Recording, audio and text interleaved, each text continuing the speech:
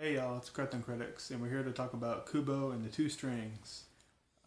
This is a very, very complexly animated film. It is one of the most beautiful movies I think they've done. Yeah.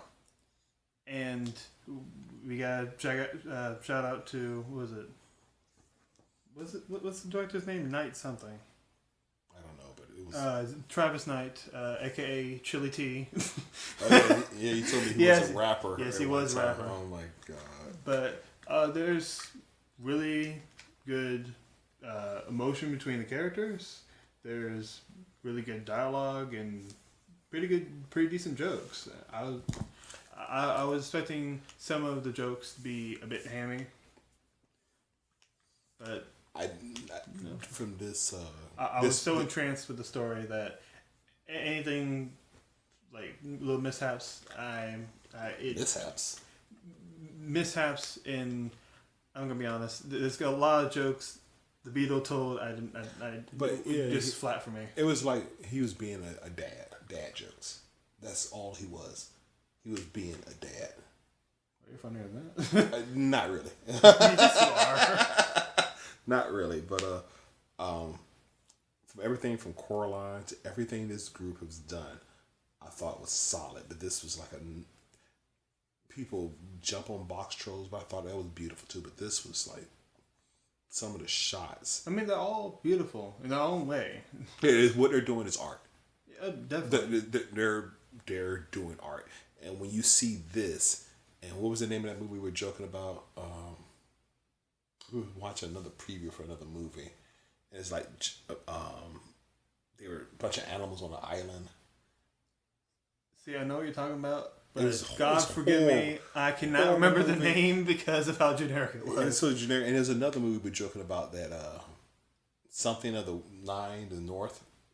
Norm of the North. When you see that's from January. Complete and utter. See, that was bullshit. Yes. I didn't want to say anything else that they show as a preview, at least it has a chance. Norm of the North never had a chance. But you know when you get Rob Schneider to play your main character. Rob Schneider was in that? Yes, he plays the polar bear Norm. God. But the facial expressions in this were dead on. The animation, this is old lady in the movie I freaking love. She's joyful. It's even the end. I didn't see that coming.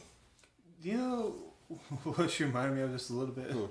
What was it? Pai Mei from what was it? Kung Fu Panda 3. Yeah, but she's way better. Not Pai Mei, but this is the other character. Her mom, what she was going through. The mom. The monkey is my favorite character. Yeah, the complexity of it. Again, they're if not, they're nipping at Pixar's heels. They're that good. They're that fucking good. It's just like, damn. And this is stop motion. Not saying 3D animation is easy. I do 3D animation myself. But stop motion is like the painstaking. Oh, I can't imagine. I just can't imagine what they go through. And people are like, oh, it's a good movie. But no, just the effort that goes into something like that. They're doing a dying art form. And I hope whoever's funding this, or if they get enough money to keep going. Keep money to keep going, because they have my money no matter what. Mm-hmm. Anytime they drop something, I'm going to be there to watch. Yeah, because you know anything they put is at least going to be a B. Yeah. They never put out bullshit.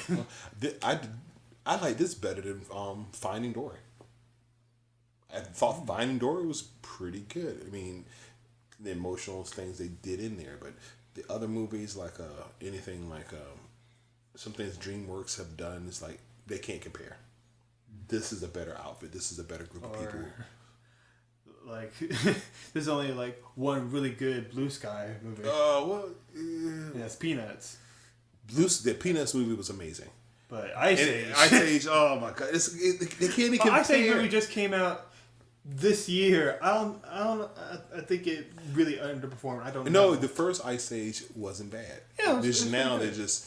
It's like the Shrek movies. The first one's decent. It was a new concept, and they just milked it to death. And just like, you know what, just come up with another story. You don't have to do 3 of them unless it's a franchise like Toy Story that you want to see these characters, and they take these characters on a different turn, a different trek or anything. Let's add a new jive talking elephant. Like, fuck off. Or the mammoth. Oh, sorry, the mammoth. And it didn't feel patronizing. It didn't feel. It wasn't filler. It was good. People thought about every shot, every turn. It wasn't just everything was anything in that shot could have been a painting. There was one shot when they were on the water, and there was like this beautiful sunset, this oranges and blue in the water, and this boat was up there. It was a painting by itself. I really like the animatronic that they had for the skeleton. You ever seen the previews for that? The actual size of that thing? Holy, that thing's big. There's another preview I seen of their actually seeing the animators do the stop motion, and it's like taking the building apart and building certain scenes. Like, man, just the time, the utter time and effort it goes into something like this. I mean, it took nearly 3 years to make this. Really? Yeah. You know what? Where's the guy from Wallace and Gromit? Nick Parks. Is that Nick Parks? I can fact check, but keep talking. Nick Parks. His style of animation, always that stop motion, claymation that he does, I think is he had definitely a unique style and flavor to what he does, and they do too. It just nothing compares this movie. The end scene, how they handle the grandfather. Yeah, Nick Parks and Artem animations. Yep. But the guys in this, they just nail so many good things that it's so good. I forgot I was watching an animated movie. Mm-hmm. It was just I wasn't paying attention to it. It was nothing glaring. That's like, it took me out of the moment. There's certain things in certain movies like the preview we're watching about those animals on the island. I think it's Livingston or something like that. He comes to the island he's building. Even the frame rate on that seems just choppy as hell. Like even the preview, I was just bothered by it. And I like the fact in these movies they go dark. Even Coraline, every last one had this like dark tone to it. More just the same thing as they have in Willy Wonka. They had this area of darkness that I appreciate.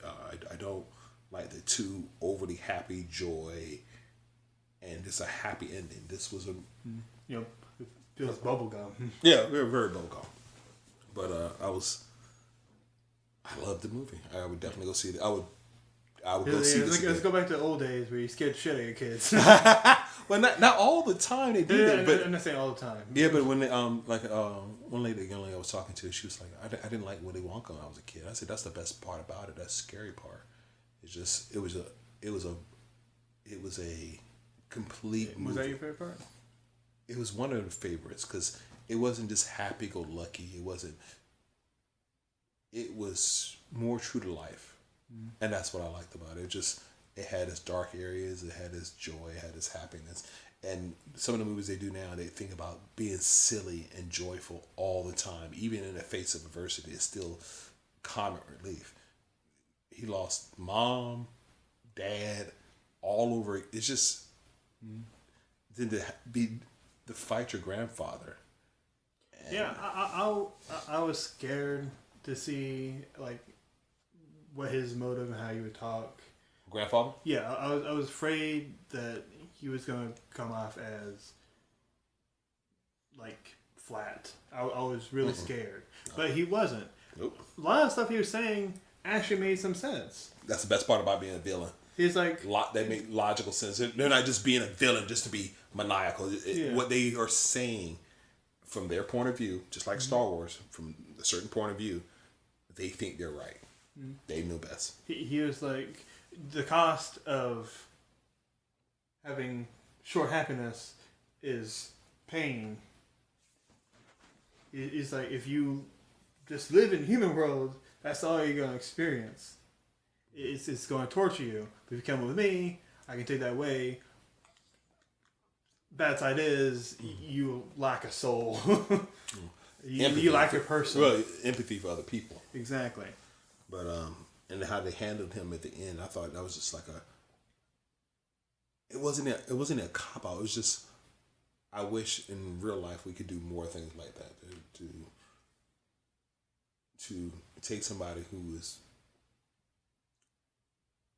misguided and guide them the right way to hopefully better themselves. Yes, it seems, even though it's used as magic, it's far more believable than the reverse heel turn of that rabbit from what was it?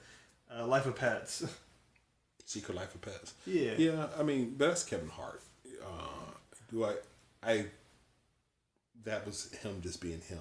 I mean, to be honest, like, these kind of have, like, the two extremes. You got Laika, which doesn't dumb anything down, doesn't bubble gun anything for your kids.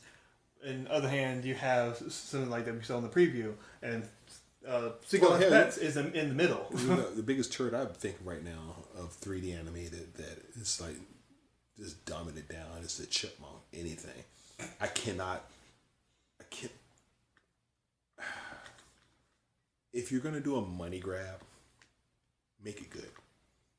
And I'm quite sure Lyco's in there to make money, but they're also making art. They care about the character. They care about character development. They care about the look, the feel, the cinematography of it alone should win an award. It's just really beautiful. Yeah, you know, in these years where like a lot of animated movies don't get nominations, like a lot of times they're just skipped over. It's like, oh, it's just that. And the thing that puts a bad taste in the mouth are those crap movies that are corporate geared just to get, you know, the bitching kid with the mother in the seat. We see this a lot, and I'm like, you know, if you're gonna do something wrong right. If you're gonna do something wrong, do something wrong right. I can agree with that. All right, you want to end it? You have any closing thoughts? We both give it. I'm gonna give it A minus. A- as well. Yeah. This was. We probably go see this again sometime this weekend. Probably, yeah. All right. Well, that's. As far as the Crypto Cooks, you know, we love you. Fair enough.